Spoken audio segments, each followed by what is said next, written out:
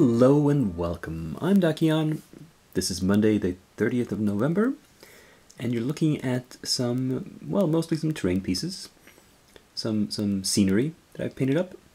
This is, what you're looking at is everything that I've painted since last week that is for general use, that is not tied to any specific game. And as I said, most of it is scenery. You will recognize some of it that I started in the last video. These walls from various companies. I forgot. Oh, this one is wrong. Wait, should be saying like that.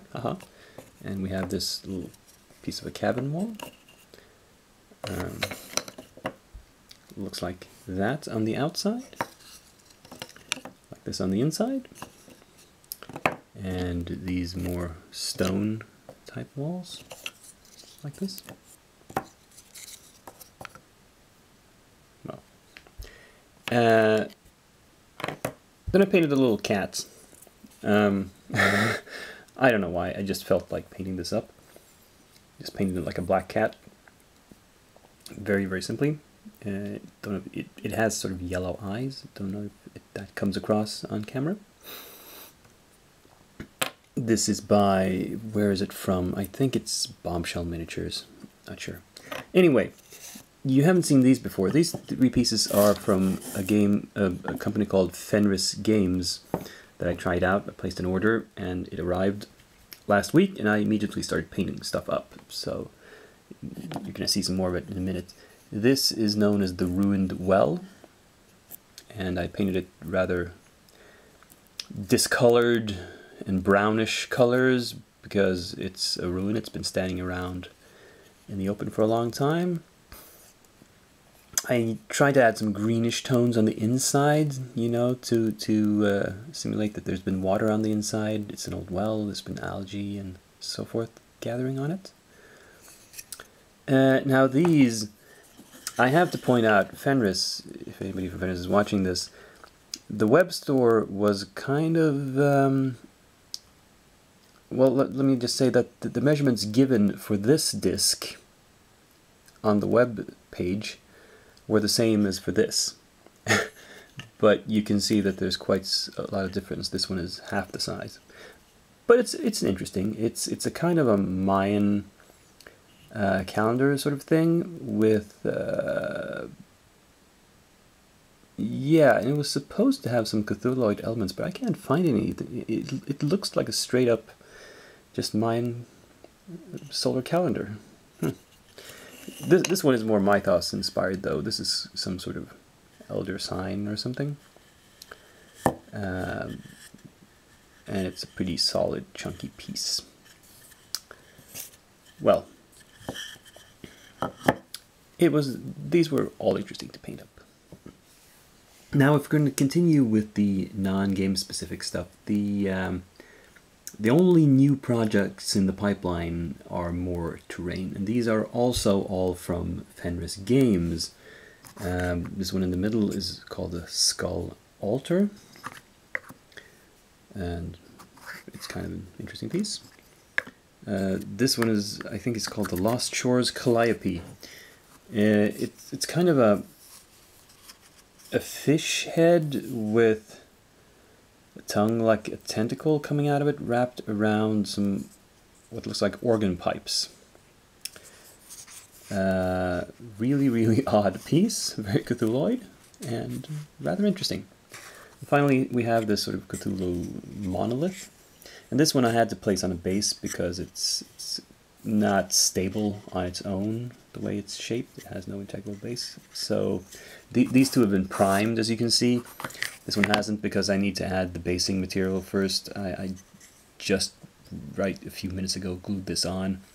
I need to add some gravel, and that takes a while to dry with the glue and all before I can prime it. But you know me, I paint scenery very quickly, so these will in all probability be done by next week.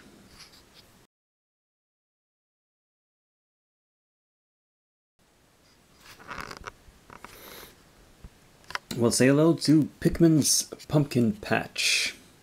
the scenery piece was finished. I maybe added a little bit too much of the grass because there are flowers in here, but they kind of look overgrown. Well, maybe that's a good effect. It's kind of wild growth. I also discovered that I had these two bonus minis. I'd forgotten about these. The Executioner, who's painted to be the same colors as the Cultists, because he had the hood, which made me think he was kind of in the cult. And this thing, which I don't know what it's called, I call it the ball sack monster, because it looks like one huge scrotum hanging from its legs with an eye in the middle. And it's kind of lopsided, but hey, that's the way it's sculpted and molded. And to make it straight, I would have had to have an even bigger base, and this is already a 50mm base. I don't want to put it on a bigger base than that. But that's one weird monster done. And I finally got those smaller bases I was talking about earlier. These are also from Fenris Games. To make a size comparison, I can put a miniature with a 30mm base beside it so you can see the size difference. And these have been started. As you can see, I've painted the bases mostly and just primed and started doing the skin tones on these. They will also go by rather quickly, I hope.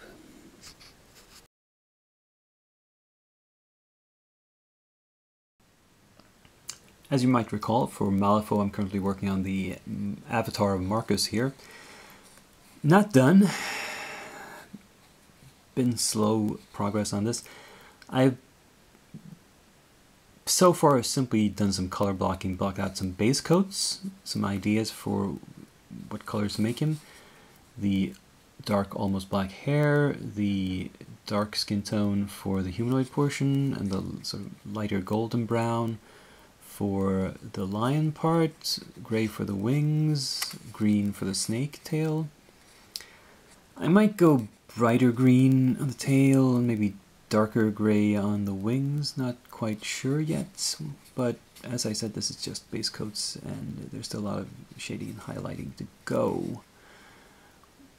But I'm in no rush to complete this guy. I want to get him done right. And again, there's a lot of fiddly little detail. He has this, the skirt of bones and the necklaces and the various feathers and doodads. These are all, they take a lot of time to paint. So let's not rush this. So this is the beginnings of the painting of my Zoraida crew. Here we have Zoraida herself holding a voodoo doll and getting ready to prick it with her big needle. Here's the totem. We have the three Silurids. These were a pain to assemble. Now that they're all primed up, you won't notice it, hopefully, but the joins where the tail is attached required quite a lot of filling. And two of them had heads that attached, and the attachment points were really fiddly and difficult to make them stick. And they have these arms that sort of get in the way as well, so difficult models to work with, but hopefully worth it in the end. Then we have Bad Juju here, who is also, he's weird in that this hand was separate. It's attached at the wrist, and I had to pin it because it was yeah. And the head and this arm were also separate. You can see still some of the filler material through the primer here. And the really weird thing about it is that this left arm, that was part of the casting. I just had to add the hand, but as you can see, his hand sort of extends below the feet, which is really, really odd, which means I'm going to have to build up some sort of rock or something for at least one of the feet to stand on, just so otherwise I'd have to dig a hole in the base for the hand. Pretty odd, but that will work because here you can see some of these metal insert bases that I prepped, that I've showed you before. I've started laying down some base coats on them. These are 30 mils. I picked out 4 of them. For Bad Juju, I decided not to use the Weird Games 50 mil insert. Instead, I picked out from my Micro Art Studios collection of plastic pre-molded bases the Jungle base, and decided to go with that for him. It's just a better fit all around. And one good thing about that is that it is plastic, which means it's easier to modify than the metal.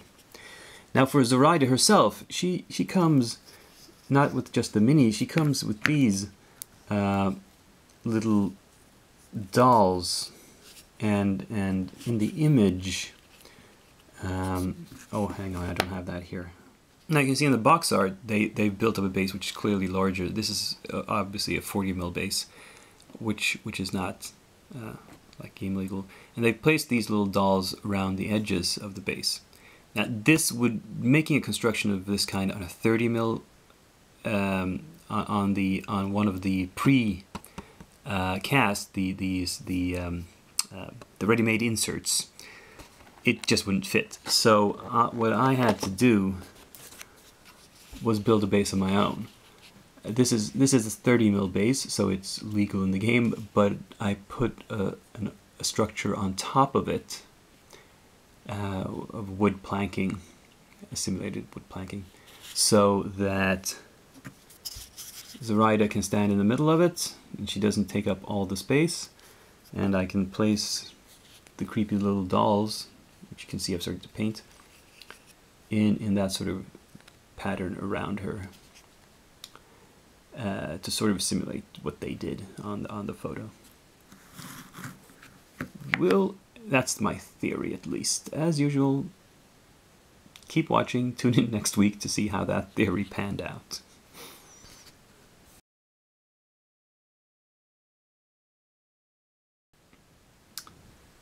Well, what do you know? Christmas is coming. I mean, it's almost December. So I've decided I have to do some sort of Christmas-related project. And I pulled out these minis that I bought last year. I bought them, well, sort of for Christmas, but they didn't arrive in time for Christmas. So I'm going to paint them this year. What are these? These are a special holiday miniatures by Reaper.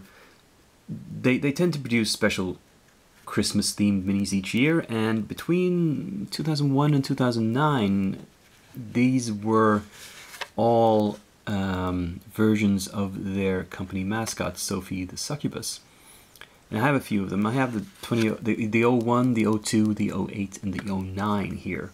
And this is the one from 2001 that I have prepped and primed and done a little bit of basing work on. And my plan is, during December, I'm going to paint one of these per week.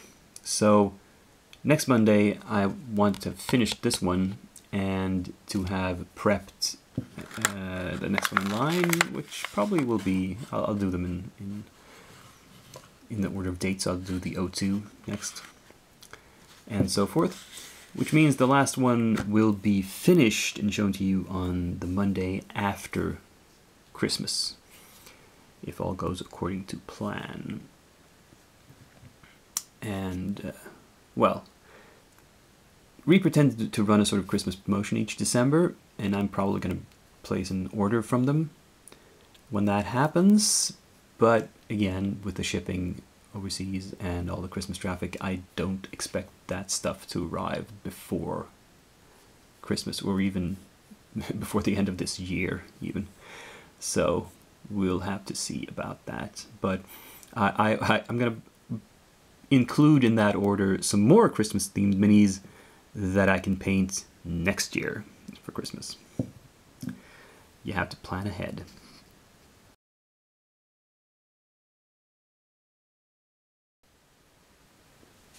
I'd like to close out today's update by showing you the results of some archaeology. I don't know if anybody recalls a brief fact I mentioned back when I started making videos in the first place. I said something about all my old paints have been dried up and thrown away. That's what I thought at the time. I thought that I had to... again, you might not know this, but I had a hiatus in painting from sometime in the early 90s up until 2 years ago, 2013. So about 20 years where I didn't paint anything. And when I started doing it again, I went down into my basement and I discovered old models that were unpainted, but I couldn't find any paints. And so I drew the conclusion that I'd thrown them all away because they were too old. The other day, I was looking for something else entirely in one of my closets, and right at the back, there was a plastic bag, and it was full of old paint pots. So apparently I'd not thrown them away, I'd simply stored them someplace else. And this is a rather motley collection of stuff, some of which might seem familiar to some of you, and many of you might never have seen before. So let's take a brief tour through it, shall we? Some of the oldest paints in this collection are these Partha paints, made by Raoul Partha. They came in these plastic screw top pots, which are of course really bad for storing paint because, yeah, this one is really difficult to open. Let's see if one is... Okay, this one was easier because paint gets into the threads, and yeah. But as you can see, this is separated somewhat, but it's probably still usable. And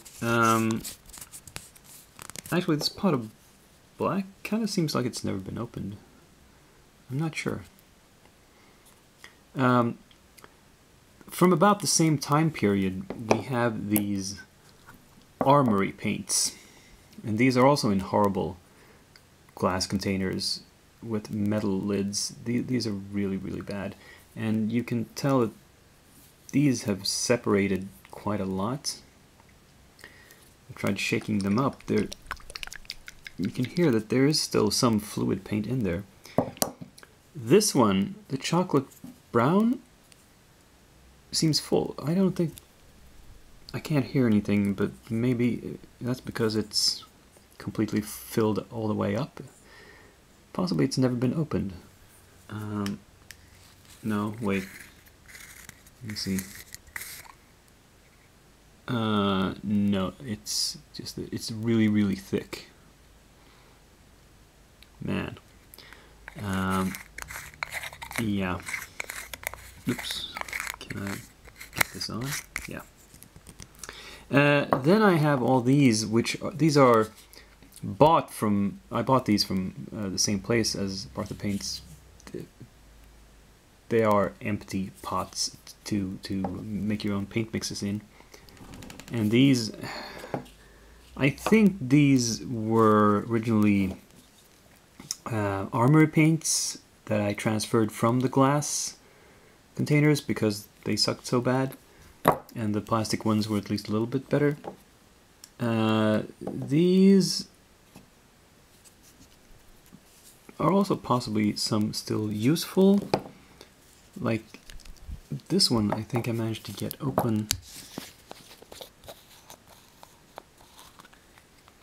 Yeah, and you can tell that this paint should still be good. However, some of these, when paint gets into the threads and dries, they become extremely hard to open. Like, and you see this one seems to have dried inside, turned solid. Don't know if we can open this and look. Yeah, this is gonna be hard to salvage. And some of them have the caps have dried on so hard that I don't know if I can even open them without, you know, applying so much pressure that I'm going to break the plastic. Well, that's the very oldest paints. The second oldest, well, the newest paints in this old collection are these classical Citadel paints, and some of these are, I'm not really quite sure what the difference between these labels are. If this kind of label means it's older, because this one, as you can see, hasn't even been opened. So this is a pot, yeah, of Chaos Black that's still perfectly good. And these have actually kept their seal. Some of them, this one I think is separated pretty badly, but the Swamp Brown. But some of these are actually still perfectly good. And we have all the classics. We have Goblin Green, I've got a Bronzed Flesh, Salamander Green, Swamp Brown, Mithril Silver, Chainmail, Marine Dark Blue, Snakebite Leather, Bilious Brown, Ghoul Grey, Space Wolf Grey, and Rotting Flesh. And also some of the old Citadel inks. Skaven Brown, Shadow Black, Vortex Blue, Plasma Red, Farstorm Yellow, and Warg Green. And these are, of course, still fluid. I haven't tried any of these out yet. I haven't dared to. And the very last thing in this collection is some enamel paints. We have Humbrol Enamel Thinners, Humbrol Satin Coat, Humbrol, this is matte enamel, and this is from some other company, Clear Gloss. These are varnishes. And I'd forgotten about this, but I remembered now that I saw these again. Back in the day, we didn't have acrylic varnishes. If we wanted to protect our models, we had to use enamel varnish, and that meant getting the thinners and having special brushes for those. And it was messy and a pain, and I don't know what these are good for now. I don't think I will ever use them for anything, but hey, if they've lasted this long, and I don't know if, yeah, these tins, I'm not sure about this one, but I could hear some liquid sloshing around in this one. And this one, it's separated, but it looks like it could be recombined. Yeah, I don't know. I could keep them around. I mean, obviously, enamel varnish would be stronger than just acrylic. So if there were ever a project where I wanted some extra strong finish for them, you know, I could look these up again. But I kind of doubt it will be a common occurrence. So what am I going to do with these? Well, I have a theory. I think, in the same way that I decanted these paints into these containers, I can't paint from these anymore. I'm going to get some more empty dropper bottles and see if I can, once I have those in place, I can see if I can salvage any of these old paints, bring them to life with more thinner, acrylic thinners, perhaps, or water, and decant them again into dropper bottles, and that way preserve them and use them much longer. Another weird craft project to do. Well, I don't know how interested you were in this delving into history, but I found it fascinating myself. Anyway, that's all I have for today. Thank you for listening to me ramble all this time. And if you followed along all the way to the end, why not click the like button? And possibly leave a comment if you have some ideas or suggestions or whatever. But until next time, I'm Dakian, and I'm signing off.